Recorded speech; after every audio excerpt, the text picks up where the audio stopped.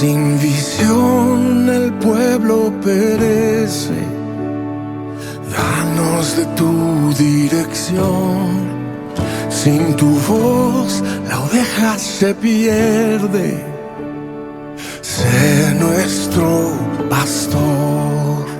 Tú le hiciste un hogar al errante, casa para el pecador. La cosecha es abundante, envíanos, Señor. Tú construyes tu iglesia, la edificas con paciencia, nada puede detenerla. Jesucristo vive y reina. Tú envías a tu iglesia, la acompaña tu presencia como un río en tierra seca. Tu espíritu nos llenará. En el valle de sombra y de muerte ya no tenemos temor. Somos débiles pero en ti fuertes, eres nuestra porción. Cristo nuestra porción. Tú construyes tu iglesia, la edificas con paciencia, nada puede. Hoy es un tiempo para dar gracias a Dios. Es un tiempo para recordar lo que Dios nos ha pedido que hagamos.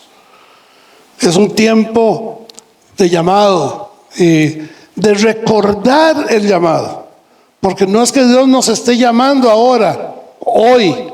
No, tenemos 7 años de que Dios nos ha estado hablando hacia lo mismo. Conquistar, ir afuera, mostrar a Jesús. Ha sido nuestro lema por 7 años. Hemos sido llamados a mostrar que hay vida en Jesús. Y eso es lo que hemos sido hechos. Entonces, hemos sido llamados a conquistar. ¿A conquistar qué? A conquistar a mí mismo en primera instancia, después a mi vecino, a mi papá, a mi mamá, a mis tíos, a mis primos, a mis parientes, a mis vecinos, a los vecinos de un poquito más allá, a los del otro residencial, a los del otro barrio, a los de la otra ciudad o la otra provincia. Hemos sido llamados a conquistar a aquellos que Dios ha llamado para sí, pero que no han llegado todavía a ser conquistados o a venir a su presencia. Y esto podría ser un poquito complicado en nuestros días. 50, 60 años atrás era muy fácil saber quién era cristiano y quién no, ¿verdad? Hace 60 años atrás, por ejemplo, no tantos, un poquito menos, como 50 años, tendría 15 años para confundirlos con mi edad. Hace un poquito más de 50 años. En Paraíso de Cartago nos habían llevado a un grupo de jóvenes, éramos muchachos de 15, 16 años. Y nos habían dicho que en Paraíso estaba levantándose una iglesia nueva y una congregación nueva de la misión centroamericana. Los pastores eran amigos de unos amigos y entonces nos llevaron a evangelizar. ¿Qué era evangelizar aquellos años? Era llegar y tocar la puerta. En mercadotecnia les llaman el toque en frío, ¿verdad? Usted no sabe quién le va a salir, usted no sabe qué le van a decir, ni qué va a pasar, y usted toca la puerta para ver quién abría. Y así lo hacíamos. A veces había gente mal encarada, pero hubo una oportunidad en que me tocó a mí tocar la puerta. Los otros no habían pasado ni siquiera del portoncito de la tapia que había ahí, que eran unos cablecitos de alambre de púa y un portoncito de madera que uno lo abría. Y yo lo abrí, yo pasé, toqué la puerta. Había un rótulo que decía: somos católicos, amamos a María y odiamos a los protestantes. Ops. Y a mí me toca la puerta. Él me llamó a conquistar, ¿y qué voy a hacer? Toco la puerta, escondo la Biblia. Le toqué la puerta, le dije: buenos días, mire, es que yo vengo a hablarle de Jesús. Yo soy hijo de Dios y quiero hablarle de Jesús. Me dice: espérese un momentito. Seguido va y sale con un 28, un machete grande que lo hacía así, ¡juá! ¡juá! Y las chispas que salían, ¿verdad? Yo vi el primer chispazo, hermanos, la verdad. Para ese tiempo yo todavía corría. Y yo dije: aquí, patitas, ¿para qué te quiero? Pero los que andaban conmigo, donde vieron el machete, se armaron de valor. Y se quedaron ahí de pie. Cerraron el portón. Pusieron la tranca, ahora aquel cable que se ponía para que... Esa era la tranca. Y se quedaron viéndolos así. Claro, ya yo agarré valor. Y habían dos más adelante mío. Y yo me quedé viendo y les dijimos: vean, es que solo hay un Dios y Él les ama. No importa si ustedes no lo aman a Él, Él sí los ama a ustedes. Y solo hay uno. Y Dios los ama. Y les vamos a dejar esto, y les dejamos 3 folletitos que se repartían. Mire, y nos fuimos. Experiencia difícil, porque nos tocaba seguir tocando puertas. Así era hace 60 años, 50 años atrás. Hoy usted llega y le dice: veas que yo soy hijo de Dios, o soy cristiano, y quisiera hablarle de Jesús. Ay, amén, hermano, gloria a Dios, pase, vea, siéntese. Es que yo una vez fui pastor. ¿Y ya usted qué le va a decir? Es que yo una vez fui ministro de alabanza, pero estoy un poquito retiradito. Poquito.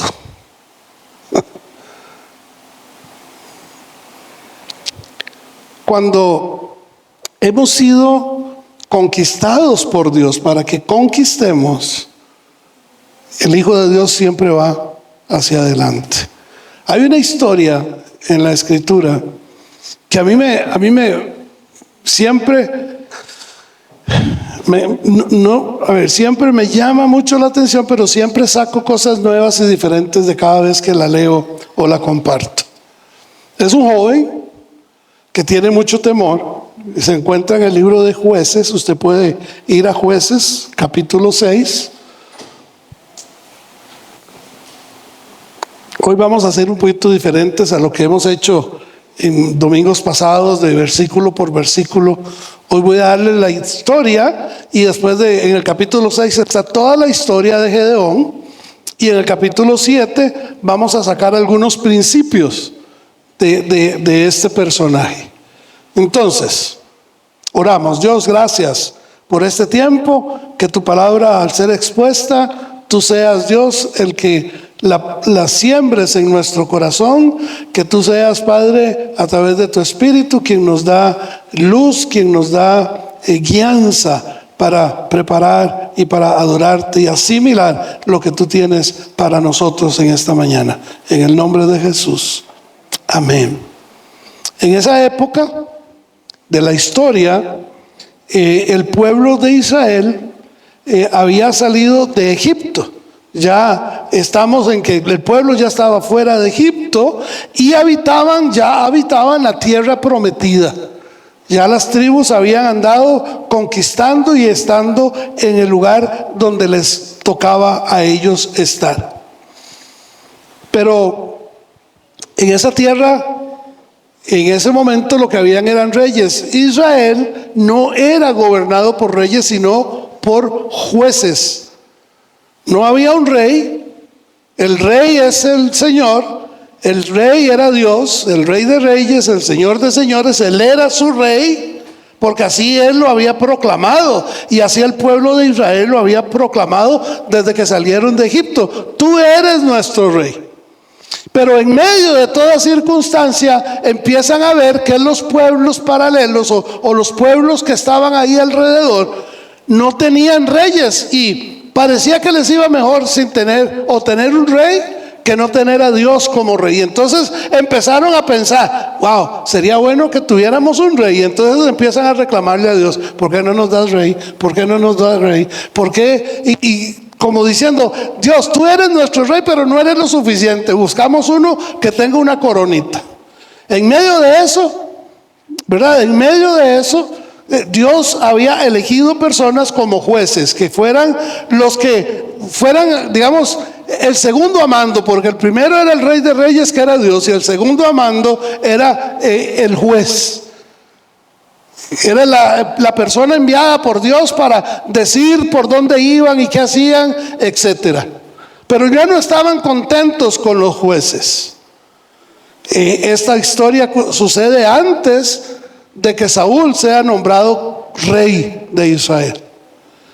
Entonces, en esos días, como Israel aún no estaba establecida como nación en su territorio, sufrieron muchas luchas contra otras naciones, entre ellas los madianitas, porque Dios les dijo que todo lo que pisare la planta de sus pies iba a ser de ellos, ¿cierto? Pero el pueblo de Israel no había caminado por toda la tierra prometida, todavía andaba conquistando la tierra. Ya sabían que Dios les había dado la tierra prometida, ya sabían lo que tenían que conquistar, pero todavía no habían empezado a conquistar, o había cosas por contestar.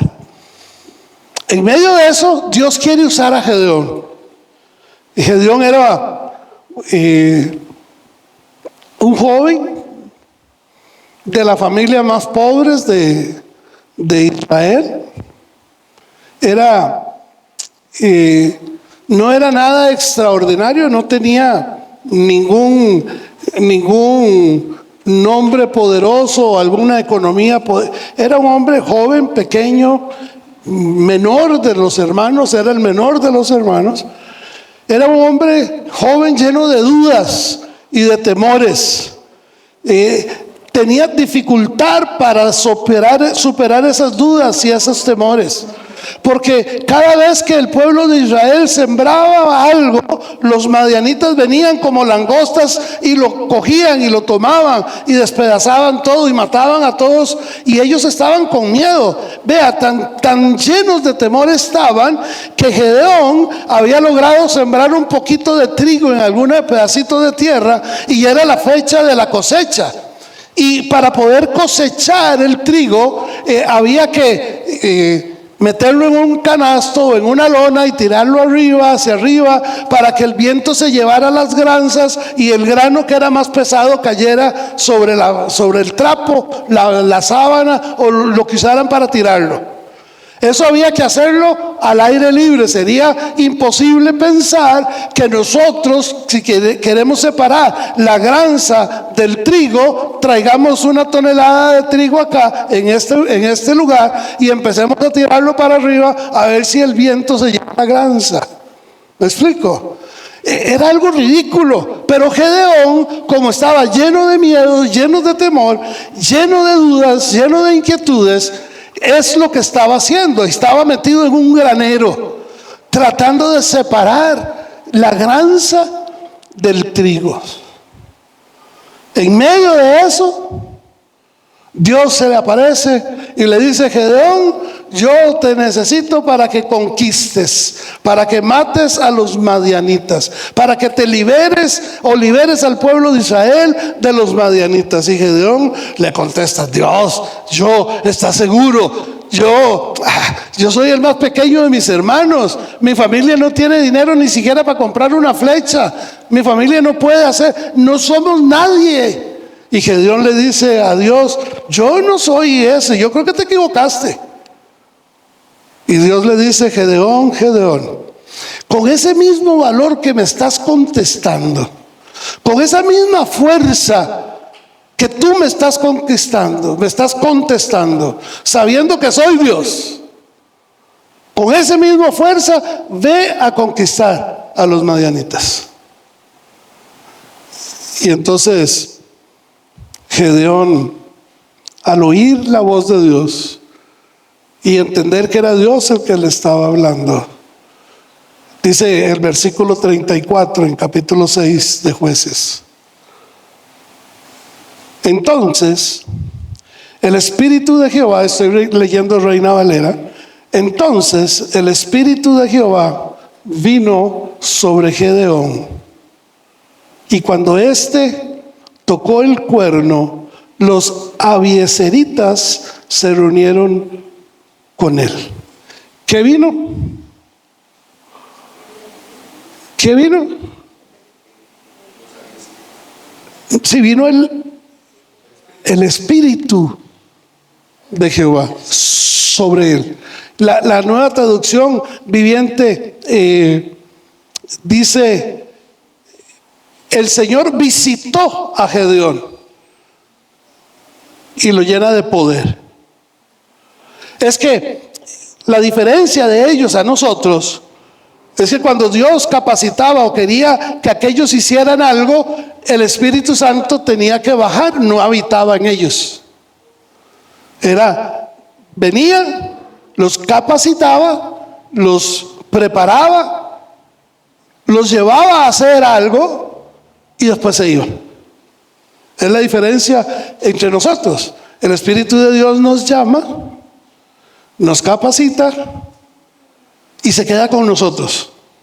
Si usted y yo nos desanimamos, si usted y yo decidimos no hacerlo, lo que Dios puso en usted, Dios no lo va a quitar, ahí va a estar. Entonces es cuando pasa aquello de que, es que yo no sé por qué me siento así.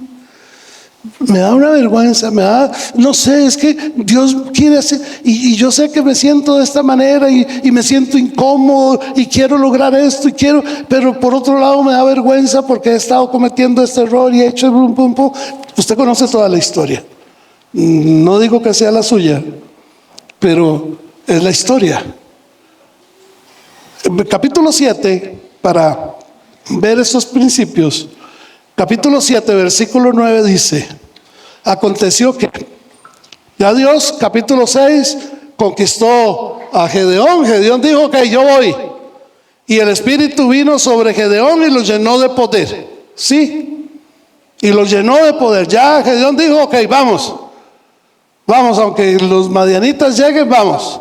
Versículo 9 del capítulo 7, la historia continúa, dice: aconteció que aquella noche Jehová le dijo: levántate y desciende al campamento, porque yo lo he entregado en tus manos. Gedeón ya sabía que tenía que hacer, Gedeón ya sabía que tenía que ir a enfrentarse y estaba esperando el momento que Dios le dijera cuándo hacerlo. Sí, estaba esperando. Llegó la noche y le dice: levántate y desciende. La Nueva Traducción Viviente se lee de esta manera: esa noche el Señor le dijo: levántate, desciende al campamento madianita, porque yo te he dado la victoria sobre ellos. Wow. Así como no ir a pelear, así como no ir a luchar, así como no enfrentarse ante cualquier enemigo, si Dios mismo está diciendo que la victoria ya es nuestra. Yo no sé si usted puede identificarse en algunas de las acciones de Gedeón con tus propias acciones.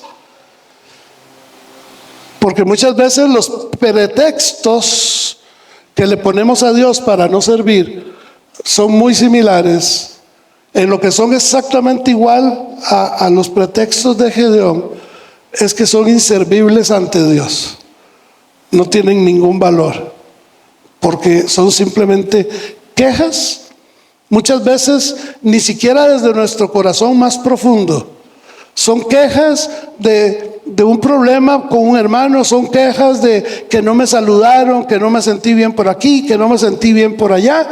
Son quejas muy superficiales, porque en el fondo ninguno de nosotros podemos quejarnos en serio con Dios y decirle: Dios, tú no has sido bueno conmigo. Usted sabe que no puede hacerlo, y como usted no puede hacerlo, usted le echa la culpa al hermano, o le echa la culpa al pastor, o le echa la culpa a alguien. La cuestión es que alguien tiene que pagarle su frustración, y es lo que estaba haciendo Gedeón con Dios. Y Dios le dijo: sabe Gedeón, sabe, yo ahí contigo te voy a dar la victoria, vaya, porque ya yo le di la victoria. Entonces, algunos principios para usar nosotros en nuestros días acá en CCF. Primero es que el que sirve a Dios escucha a Dios y le obedece. Capítulo 7, dije, y vamos a estar ahí traveseando ese capítulo por unos minutos. El capítulo 7, versículo 2 dice: y Jehová le dijo a Gedeón: el pueblo que está contigo es mucho, para que yo entregue los madianitas en sus manos. No sea que se alabe Israel contra mí diciendo: mi mano me ha salvado. La última parte, en la Nueva Traducción Viviente, dice: los israelitas se podrían jactar ante mí de que se salvaron por su propia fuerza. Hermanos, ¿cuántas veces no pasamos por esto, no? Porque queremos hacer, y cuando lo hacemos pensamos que, soy yo, qué carga, ¿verdad? Qué carga. No, cuando queremos servir a Dios, necesitamos escuchar a Dios, pero no quedamos en escuchar. Necesitamos obedecer. Necesitamos hacer lo que Él dice que nos toca hacer. Y lo primero que le dice Dios a Gedeón es que el pueblo que está contigo es mucho. Son muchos, 300,000 hombres son muchos. Déjalos, no funciona. En ese momento, 30,000 contra 132,000, había una proporción como de 4 o 5 contra 1. Es decir, 4 o 5 madianitas contra un israelita. Y Dios le está diciendo a Gedeón: son muchos. Son muchos. ¿Por qué son muchos? Porque puede ser que van a tener la victoria, eso no es duda, van a tener la victoria, pero podría ser que el pueblo se jacte, diga: por nuestras fuerzas, por nuestra valentía, por nuestra estrategia en nuestros días, por nuestra manera de mercadear la iglesia, porque estamos esto o lo otro. Dios le dice: son muchos. Son muchos. ¿Por qué? Porque Dios quiere garantizarse que la gloria se le dé a Él. Porque el único que se puede llevar la gloria en todo lo que sucede, en todo lo que usted y yo conquistamos, es Dios, no es nuestra. No es nuestra, es de Él. Todo lo que suceda, todo lo que pase, es para Él. Nosotros simplemente somos sus instrumentos. ¿Por qué? Porque Dios no comparte su gloria con nadie. ¿Qué sería que Dios dijera: no, le voy a dar un poquito de gloria a ese pastor? Y la gente empieza a ver la gloria de Dios en aquel pastor. Dios conoce a los israelitas, y Él sabía que con mucha facilidad se les olvidaba las grandes cosas que Él había hecho por ellos. Había sacado de Egipto, y no había pasado mucho tiempo cuando ya se estaban quejando de la sopa de cebollas y de la ollecarne que por lo menos en Egipto había. Pasó un ratito más y ya estaban quejumbrosos de que no hay agua. Ya estamos cansados del maná, queremos carne, y Dios les dio. Dios sabía con mucha facilidad que el pueblo de Israel se olvidaba de lo que Dios había hecho con ellos. Pero eso solamente los israelitas, ¿verdad? A nosotros muchas veces se nos puede olvidar las grandes cosas que Dios ha hecho con nosotros y no escuchamos la voz de Dios. Se nos olvida cuántas veces nos ha librado del pago de la luz, para decir algo sencillo. Cuántas veces hemos creído que no salimos adelante con la alacena como está. Faltan 8 días, 4 días, 6 días para que paguen y ya no hay arroz, ya no hay frijoles, pero Dios de alguna manera suple y da. Él muchas veces nos ha sacado de nuestras dificultades, pero cada vez que vuelven a pasar las dificultades, volvemos a rechazar y a pensar: ¿en dónde está Dios? Es que Dios no me ama. Ay, es que qué pereza, es que no dejaron de visitarme, no vienen a saludarme, nadie me llama, nadie me escribe.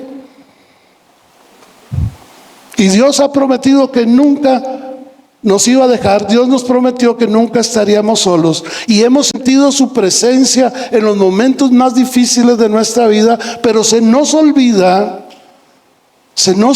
con mucha facilidad quién es el que merece la gloria.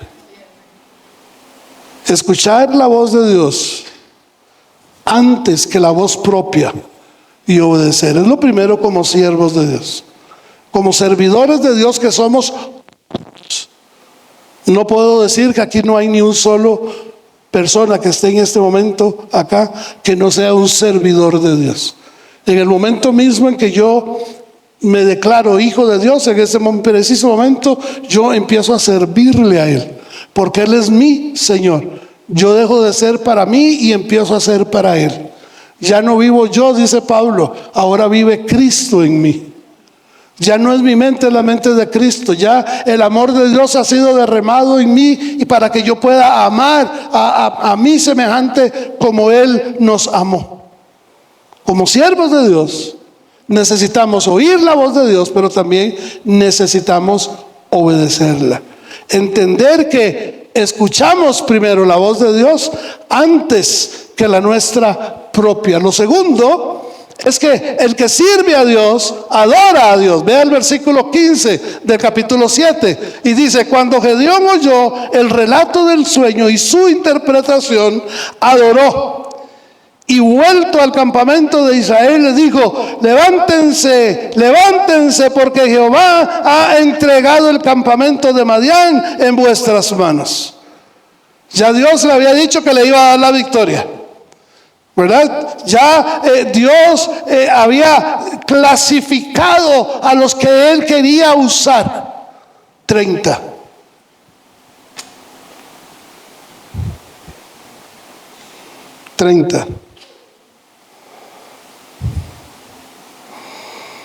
Perdón, 300. De 32,000 a 300. Sí. 300. Pareciera un chiste. Pareciera como que Dios le quiere jugar una broma pesada a Gedeón. Reducirlo ni siquiera al 1%. Pero Dios dice, Gedeón oyó la voz de Dios y entendió y oyó que Dios había entregado al pueblo de Madián en sus manos. ¿Y qué hizo? Según el versículo 15, ¿qué hizo? Adoró. La Nueva Traducción Viviente dice: se inclinó en adoración ante el Señor. Se postró. Él entendió, Gedeón entendió que el pueblo de Madián había sido conquistado por Dios ya, y lo único que había que hacer era ir y recoger los frutos de lo que Dios ya había hecho. ¿Cómo Dios funciona tan lindo? Porque, a ver, Gedeón sí ya había sido convencido por Dios. Ya Gedeón había hablado con su gente, pero yo no creo que 32,000 personas estuvieran tan convencidos, tan claramente convencidos como lo estaba Gedeón. Y Dios tenía que hacer algo diferente. Gedeón, acuérdense, era un chavalo lleno de dudas. Era de los que tiraban el trigo en medio de una bodega porque no tenía confianza de que no iba a pasar nada. Gedeón era ese, un muchacho lleno de dudas. Pero si caminamos un poquito más en el capítulo 7, versículos 9 al 14, vea qué lindo lo que dice. Wow, lindo, ve, gracias. Ahí viene otra, cuidado. Esa le va a explotar a Diana en la cabeza. No. Bueno, dice, aconteció que aquella noche Jehová le dijo: levántate, desciende al campamento, porque yo los he entregado en tus manos. Versículo 10. Y si tienes temor de descender, baja tú con fura tu criado al campamento. Es como el guardaespaldas. Yo me sentía ahora como Gedeón, porque yo me imagino que Fura no era un hombre bajito, menudito, chiquito. Era un hombre alto, un guerrero, fornido, ¿verdad? Y fue con Gedeón, fue con Gedeón. Versículo 11 dice: y oirás lo que hablan, y entonces tus manos se esforzarán, y descenderás al campamento. Y él descendió con Fura, su criado, hasta los puestos avanzados de la gente armada que estaba en el campamento. 12. Y los madianitas, los amalecitas y los hijos del oriente estaban tendidos en el valle como langostas en multitud, y sus camellos eran innumerables como la arena que estaba a la ribera del mar. Cuando llegó Gedeón, he aquí que un hombre estaba contando a su compañero un sueño, diciéndole: he aquí, yo soñé, veía un pan de cebada que rodaba al campamento de Medián, y llegó a la tienda y colocó de tal manera que cayó, y lo transformó de arriba abajo, y la tienda cayó.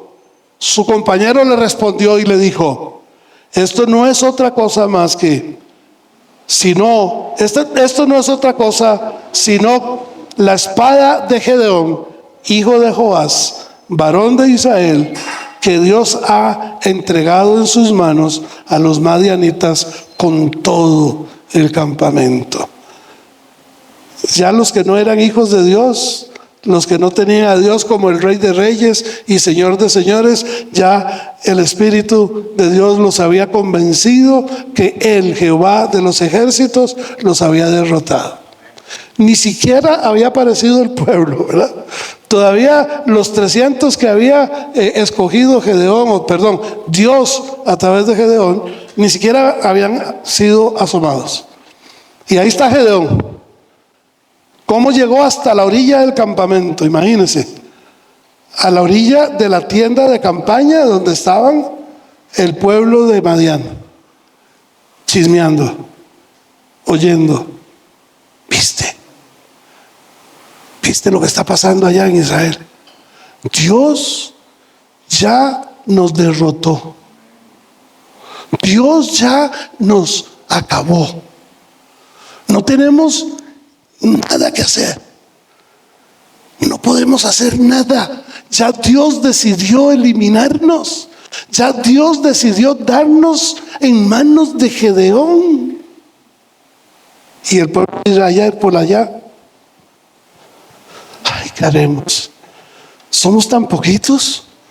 Gedeón, chaval, ese, ¿por qué solo 300? Podemos ir 32,000. Y aún así vamos en desventaja, pero se le ocurre esa bromita de 300 y que con un cántaro y que con una brea y que con una trompeta y que solo, por favor, todos ya temor, allá temor. Y Dios diciéndole a Gedeón, yo ya los entregué en tus manos. Por eso Gedeón adoró. Ve, le dice, ve. ¿Podemos imaginar eso, hermanos? Contra todo pronóstico, los madianitas conocían el nombre de Gedeón. Y Gedeón decía, pues nosotros somos una familia chiquitita, pequeña, no somos muy conocidos, no tenemos nada pero Dios ya se había encargado de poder anunciar que el futuro encargado de destrozar a los madianitas era Gedeón, de la tribu donde venía Gedeón.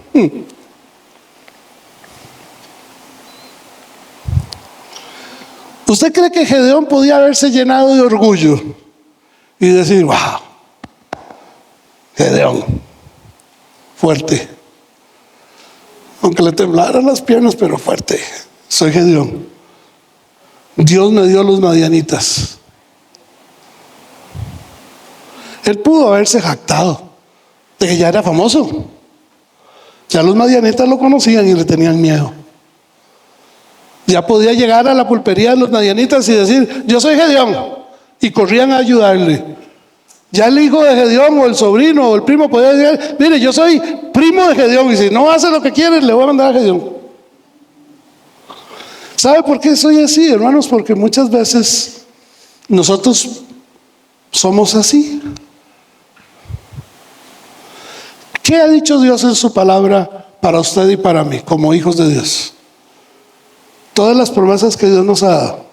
Él dijo en su palabra, o dice en su palabra, que si nosotros creemos en Él, Él perdona todos nuestros pecados, ¿sí? Él perdonó todos nuestros pecados. Pero ¿cuántas veces se siente usted frustrado por lo que usted ha hecho? Por lo que usted ha dejado de hacer. ¿Cuántas veces en su vida viene la frustración por el pecado cometido? Por la última volada de guaro que se pegó, o por el último cigarrillo de marihuana que se fumó, o por el último examen que copié, el último vuelto que me dejé. Dios dice que ya Él perdonó. Y entonces no nos volvemos a Dios para adorarlo, sino para quejarnos. Porque el pecado, Satanás empieza a nublarlos. Déjeme irme un tirito a Gálatas. ¿Se acuerda que les dijo Pablo a los de Galacia? Tan necios sois. ¿Quién os fascinó? ¿Quién le puso vendas en sus ojos para empezar por fe y terminar en la carne? Las promesas de Dios para nosotros son innumerables. Él estará con nosotros para siempre. Él nunca nos dejará. Que nada de lo que tengamos necesidad, Él nos lo va a suplir. Que Él es nuestro médico por excelencia. Que Él es el que suple. Que Él es todo. Pero muchas veces volvemos al granero a tirar el trigo para arriba y no adorar a Dios. El que sirve a Dios, adora a Dios. Un líder, un siervo de Dios que no adora a Dios es algo que no tiene sentido. Es como un soltero casado o como un televisor sin electricidad. Si usted sirve a Dios como servidor de Dios, no hay necesidad de estarlo impulsando para adorar. No hay necesidad de esperar quién es el que se para al frente a la tarima para adorar. Yo adoro a Dios porque Él ya hizo conmigo, todo lo que Él sabía que quería que yo tuviera, ya yo lo tengo. Sí, ahí está la casa, sí, ahí está el terreno, sí, ahí está el trabajo que yo necesito, sí, ahí está la profesión que Dios quiere que yo cumpla, sí, ahí está todo lo que ya Dios dijo que usted lo va a tener, porque Él fue el que lo dijo. Porque Él fue el que lo pensó y Él es el que lo va a hacer. Quien sirve a Dios, adora a Dios por quien es Dios y no por lo que está viendo. Si usted es siervo de Dios, debe adorar a Dios por quien es Dios en su vida y no por lo que usted está viviendo o está viendo. 3, el siervo o el que sirve a Dios confía en Dios. Confía en Dios.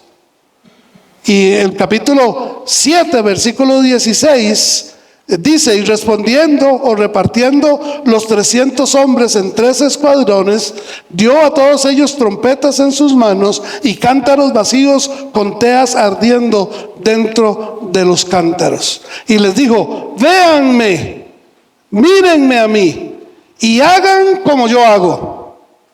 Y he aquí que cuando llegue al extremo del campamento, haréis vosotros como yo hago. Por eso yo adoro a Dios, hermanos. No porque yo sea un gran cantante, yo adoro a Dios para tratar de contagiarlo a usted. Porque sí, he pasado dificultades. Y sí, muchas veces he querido ir al granero a tirarlo para arriba, el grano de trigo. Sí, ha pasado muchas veces por mi mente. Pero yo entiendo que el Dios que me llamó, al Dios que yo sirvo, es el Dios todo soberano, es el Dios todopoderoso, es el Rey de reyes, es el Señor de señores, es el único y sabio Dios. Y por lo tanto, de ahí en adelante, todo lo que me da a mí, todo lo que yo tengo ya es ganancia.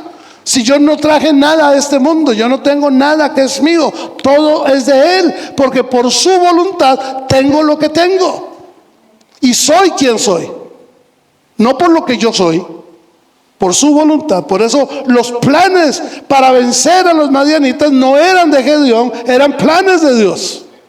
Aunque tuvieran dudas, claro, ¿quién no va a tener dudas? Enfrentarse a un ejército de 132,000 guerreros con espadas, arcos, con corazas y un montón de cosas, y ellos con un canterito, una vasijita de barro, con una antorcha metida dentro del cántaro y una trompeta en las manos. Parece una broma, pero es el plan de Dios.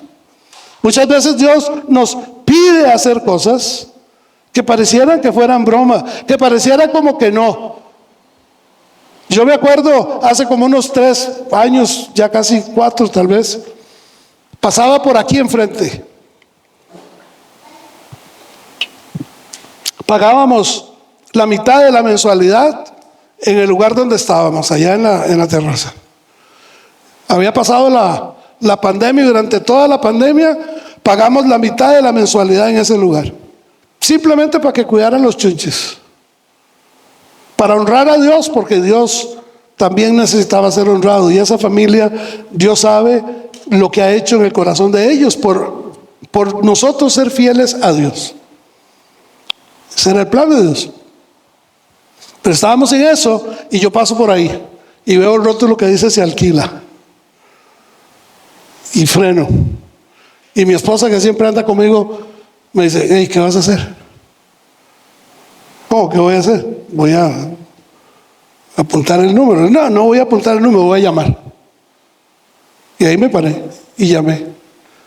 Mira, es que, ¿cuánto vale? Tanto. El doble de lo que estábamos pagando. Ajá. Y se puede ver. ¿Cuánto podría verlo? Le dije yo, y me dice el Señor, cuando usted quiera. Y yo estoy enfrente, le digo. Yo estoy aquí enfrente. Tranquilo, yo vivo aquí a la par. No sé, minuto y medio aparece el dueño, aparece Saulo por acá.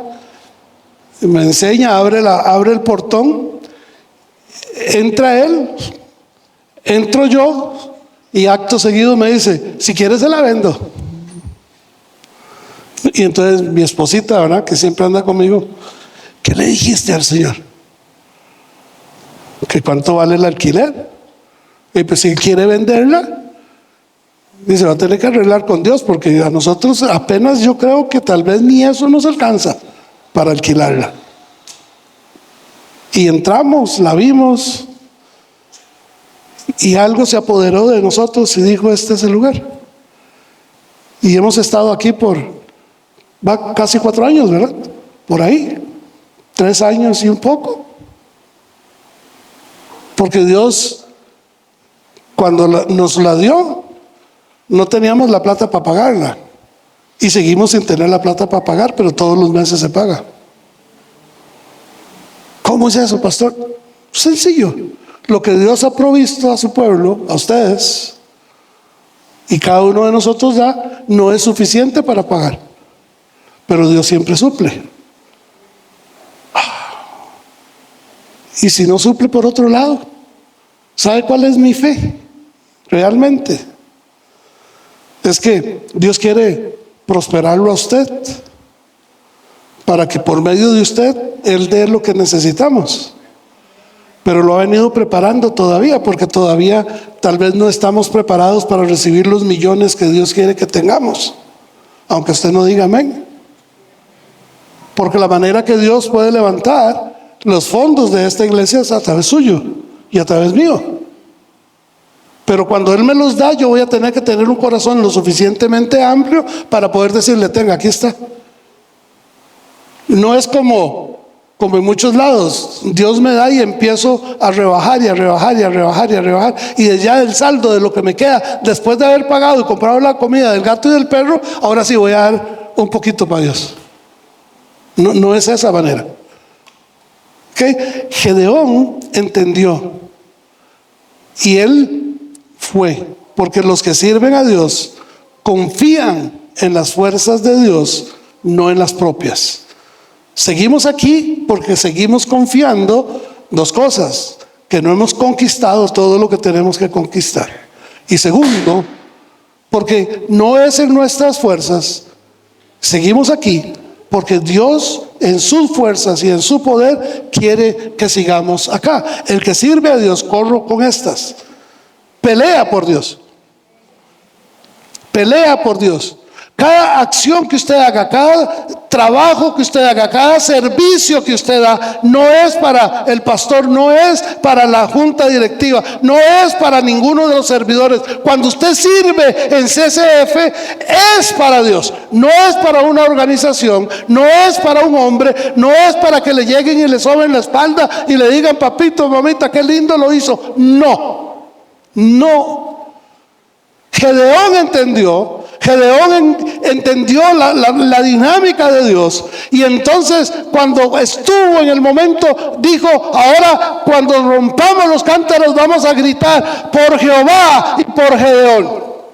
¿Por qué por Jehová y por Gedeón? Porque era el Dios conocido. Todo el mundo conocido en la época conocían que Jehová era el Dios, era el Rey de Reyes, era el Señor de Señores, era el único Dios, era el Todopoderoso. Entonces Gedeón dice: por Jehová en primer lugar, y por mí porque ya me conocen. Y saben que yo voy porque Dios me lleva. Y saben que yo voy porque Él me dio la fuerza en la mano para despedazar a todos aquellos que tenía que despedazar. Por Jehová y por Gedeón. El que sirve a Dios, pelea por Dios y le da la gloria a Dios. Cuando tenemos recursos, son de Dios. No es para que me vean. No es para que me vean, es para que Dios sea glorificado. Porque como siervos que somos de Él, hacemos lo que es posible. Y aquí es lo que hemos hecho por todos estos años, lo posible. Lo posible ha sido una parte del alquiler. Eso ha sido lo posible para nosotros. Pero Dios ha hecho lo imposible. Y lo va a seguir haciendo. Pero eso no quiere decir que yo pueda ir a esconderme a una bodega a tirar el trigo para arriba. No, al contrario. Entendemos que si hemos podido subsistir haciendo lo posible, ¿qué podremos hacer si nos esforzamos para hacer un poco más? ¿Qué pasará si yo decido ante Dios como Gedeón? Aquí estoy, Dios. Soy el más chiquitillo. Soy el de la familia menos conocida. Soy el menor estoy lleno de dudas y temores. Pero si tú quieres usarme, aquí estoy. Vamos para adelante. No hay miedo, no hay temor. Porque el que sirve a Dios, pelea por Dios, no por obligación, sino porque le ama. Yo le sirvo a Dios porque yo lo amo. No para que me vean en un puesto en la iglesia, no para que sientan que yo estoy haciendo algo en la organización. Yo hago lo que hago para Dios porque lo amo a Él, porque Él es mi Dios, porque Él es mi Señor. Él es el que dijo que podía hacer lo que yo puedo hacer. Y segundo, como siervos de Dios somos obedientes, y Dios es honrado en la obediencia. Dios es honrado en obediencia. El que sirve a Dios busca la manera sincera y constante y ferviente en oración para seguir honrándolo. La mano de Dios pelea por ti. La mano de Dios pelea por ti. Y yo y tú peleamos por Dios. Si usted lo cree, hermanos, démosle, vamos para adelante. Hay retos por conquistar. Hay gente por salvar. Hay cosas por hacer.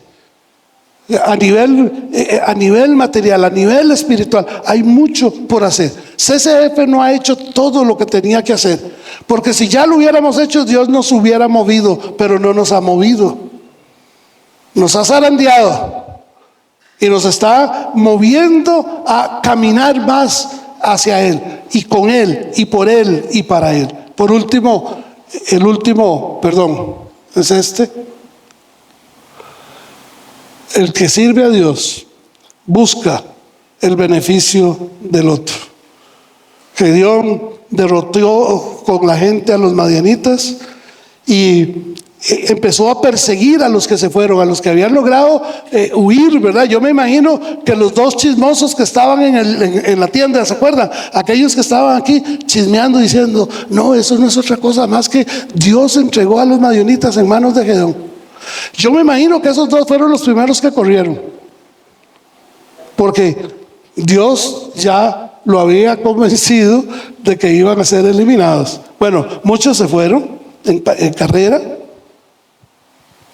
Muchos se fueron en carrera y después de que eliminaron a todos, Gedeón y su gente empezó a perseguirlos, porque la orden era acabar con todos.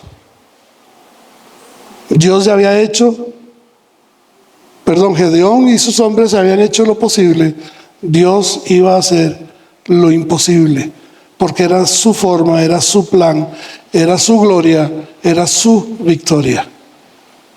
CCF es lo mismo, usted y yo somos lo mismo. Lo que somos porque Él nos hizo. Lo que tenemos es porque Él nos lo ha dado. Lo que hemos conquistado es para su gloria, no para nosotros. Y lo que vamos a hacer y hasta dónde vamos a llegar es para la gloria de Dios. Y cuando hay alguien que no quiere así, pues simplemente se expone a pelear contra Dios, porque al final lo que se hace es lo que Dios dice. Pero vea qué interesante, Gedeón, igual que todos los demás, estaba cansado. Por lo menos algunos habían estado durmiendo mientras Gedeón andaba oyendo los chismes, ¿verdad? El pueblo estaba durmiendo, descansando. Él llegó, los levantó y se los llevó, y empezó a pelear la batalla. Ya estaba cansado, ya estaba rendido, ya tenía hambre, ya tenía sed. Ya es muy probable que la ropa se le hubiera rasgado, es muy probable que ya tuviera algún tipo de herida, pero sin embargo empieza a perseguir a los madianitas y se preocupa por su gente. Llega a Sucot y Gedeón le pide a la gente de ahí pan para sus soldados, pan para su gente, porque ya tenían hambre. No pidió nada para sí, no pidió nada primero para sí mismo. Él es Gedeón. Le puedo llegar a decir, yo soy Gedeón, el que Dios usó. Yo soy Gedeón, el fuerte, el valiente, el triunfador. Yo soy Gedeón. A ver, ¿quién me puede dar un pedacito de pan? ¿Qué dijo? Si tienen algo, por favor, si tienen algo de comer, déselo a mis hombres que están con hambre. Primero pensó en los suyos, primero pensó en el otro.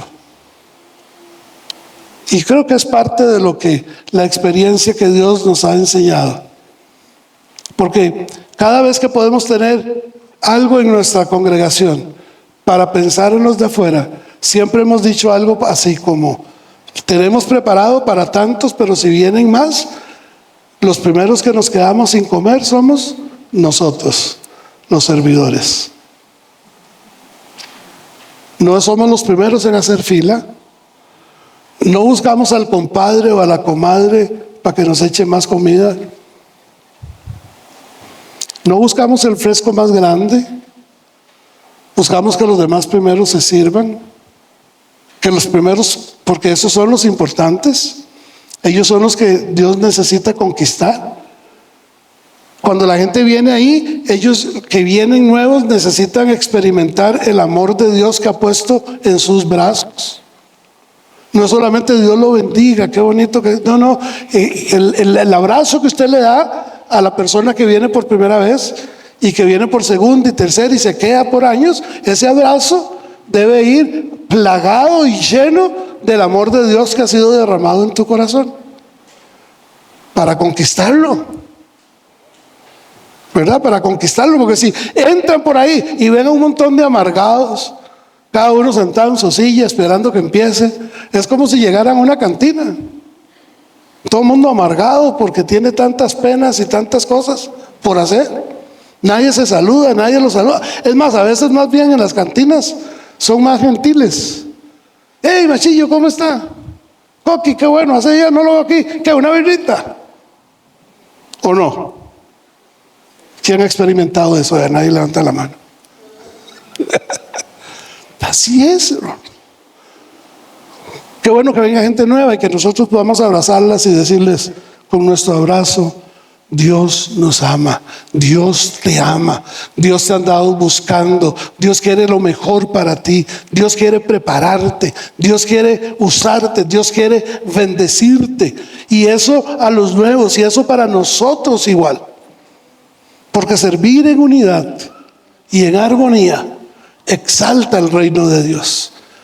Cuando la gente de allá afuera ve el amor de Dios transformándonos, ve la armonía y la unidad que tenemos en medio nuestro, eso hace que la gloria de Dios crezca y que la gente quiera estar donde está la gloria de Dios. Eso es iglesia. Ese es el pueblo de Dios caminando. Podemos ser el tipo de servidores que Dios quiere que seamos, para su gloria y para su honra. O podemos pensar en hacer lo que nos da la gana. Al final, usted puede hacer lo que usted quiere. Dios lo va a seguir estrechando para traerlo a donde Él quiere. Y hay pasajes bíblicos que usted conoce, el texto bíblico cuando dice que Dios usa cuerdas de amor, lazos de amor para atraernos a Él, ¿verdad? Pero ¿y si no entendemos con lazos de amor? Dios creo que va a usar faja. No como un pastor allá en México decía: hermanos, a las mujeres no se les pega ni con el pétalo de una rosa. Y todas las mujeres gritaron: amén, gloria a Dios. Y se vuelve y dice: para eso hay garrotes. Dios nos quiere en su servicio como sus hijos. Y Él ya sabe lo que usted va a hacer. Él ya puso en su corazón y puso en sus manos toda la fuerza que usted necesitaba para hacerlo. No en vano le dijo a Gedeón: ve con esa tu fuerza y derrota a los madianitas. Porque él sabía que Gedeón no tenía fuerza, pero que él, Dios, tenía todo lo que Gedeón necesitaba para vencer. Igual nosotros hoy. Yo no tengo nada, pero Dios que está en mí lo tiene todo. Termino con un pasaje bíblico para que usted lo pueda recordar y guardar en su corazón. Dice Pedro, primera de Pedro capítulo 4, versículos 8 y 10, dice: lo más importante de todo es que sigan demostrando profundo amor unos por otros, porque el amor cubre cantidad de pecados.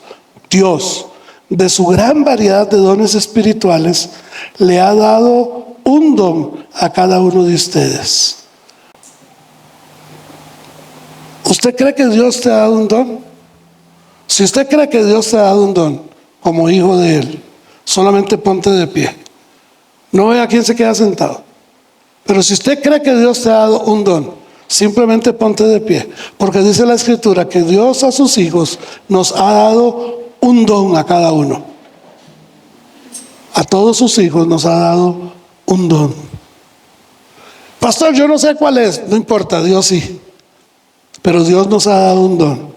Ahora que dice que los que tenemos dones, ¿verdad? Los que tenemos un don, debemos usarlo ¿para qué? Para servir al otro. Al que está a su izquierda, al que está a su derecha, o a la izquierda, derecha, al frente, atrás y fuera de esta. Usemos lo que Dios nos ha dado. Todo lo que hemos, o todo lo que tenemos, todo lo que Dios nos ha dado, debemos usarlo para su gloria. Por eso hemos sido llamados a conquistar, porque Él ya nos dio lo que necesitamos para conquistar. Cierre sus ojos. Dios, gracias en esta mañana, porque tú nos has llamado, nos has sostenido, nos has soportado, nos has provisto, nos has amado. Quita nuestras dudas, quita nuestros temores, quita, Señor, nuestras ansiedades y aún nuestros anhelos de poder tomar algo de tu gloria para nosotros mismos. Que podamos, Señor, con toda transparencia decirte: todo lo que yo soy, todo lo que yo tengo, todo lo que tú me das y me has dado y me vas a dar, es para tu gloria, es para tu honra. Como iglesia, todo lo que hemos hecho está a tus pies. Como iglesia, todos los logros, pequeños o grandes, son tuyos. Simplemente instrumentos en tus manos hemos sido para hacer lo que tú nos has dicho que debemos hacer. Gracias, Dios. Gracias por tu amor y tu presencia en nosotros. En el nombre de Jesús. Amén. Amén.